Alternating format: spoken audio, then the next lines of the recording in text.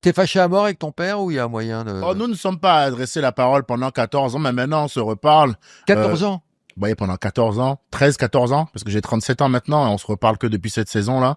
Donc ça fait, ouais, 13, 14 ans de silence radio. Il a essayé quand même quelques fois après de me reparler et tout, mais bon, moi je nourrissais une haine assez conséquente.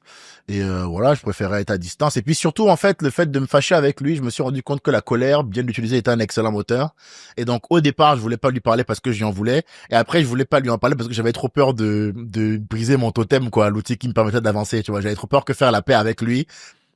T'allais aller te retirer ta niaque? Maniaque, tu comprends? Parce que moi, quand je suis arrivé dans ce milieu, frérot, je chiais sur tout et n'importe qui, tu vois. Et ça n'a pas vraiment changé. Je me suis juste rendu compte que j'étais fondamentalement comme ça.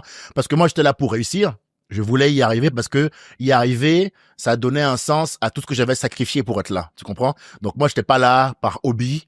D'abord, le chapeau du Comedy Club me permettait littéralement de vivre et de manger. Donc moi, c'était pas vraiment une plaisanterie pour moi, l'humour. Il fallait vraiment que ça marche et que ça rapporte un peu de caillasse. Donc d'où mes discours aussi, parce que j'ai vécu aux États-Unis un peu à l'américaine de je veux être le meilleur, je veux percer, je veux réussir.